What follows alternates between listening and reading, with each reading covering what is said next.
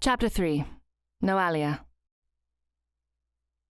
My chin twitched in a curt nod, and I let go of his arm. His motivations were suspicious, but if he was willing to run ahead toward a shadow monster, I'd take any help I could get. He took off, faster than I was capable of running. I hated that he ran faster than me, but with his size, muscles, speed, and arsenal of weapons on his body, he seemed plenty capable of killing a shadow beast. I paced myself so I would not be too exhausted to fight when I hit the beach. The whistled cry for help came only once more.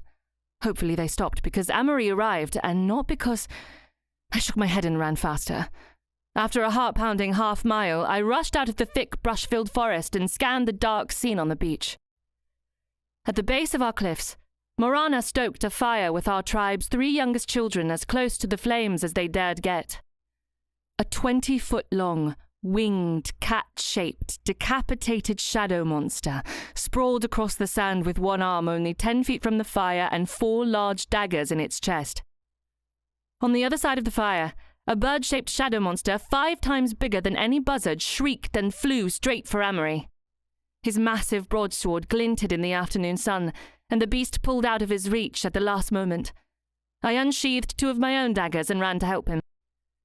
Amory kept his focus on the monster, but he must have seen me from the corner of his eye. "Noallia!" he yelled. "The ocean!" I turned my attention to the water and saw another bird-shaped beast head toward Morana and the children. Flames. Those shadow vultures always came in pairs. I'd left my bow and arrow in the forest. They were too cumbersome for running, so I threw a knife at the new monster, hoping to draw its attention away from Morana.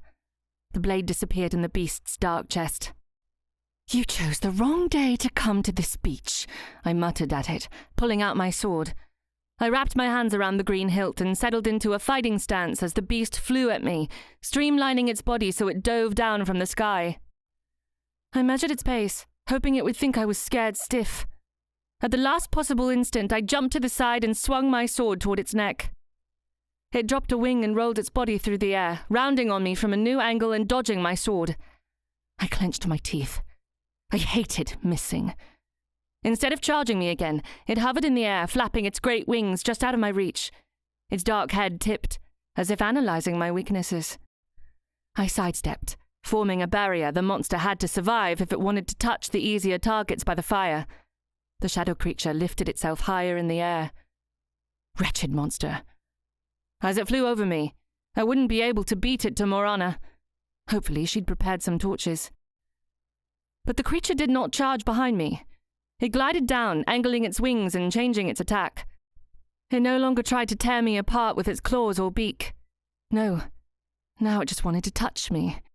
If the tip of its wing made contact with any part of my body, it would steal all my strength and energy while shadows numbed my pain and my flesh crumbled to ash. I would die in a fight with the shadow monster someday, but not today. I shifted my hold on the sword, so instead of a 2-handed fighting position, I gripped it like a spear and threw it as hard as I could. The blade sank into the beast at the joint between its shoulder and chest with a tearing sound that ended in a satisfying thud. The creature screeched and flopped unpredictably as it fell. I scrambled out from under its trajectory, but I was not going to be fast enough. Time seemed to slow, giving my senses time to realize that no matter how fast I moved, the fractions of moments that remained before the monster crashed into me would not be enough to outrun the falling shadow. I stopped running and faced my impending death. But at the last possible instant, a heavy impact to my side forced me to fall to the ground. I looked up in time to see Amory swing his broadsword like a staff, swatting the flying creature so it fell to the side and crashed harmlessly in the sand 10 feet away from me.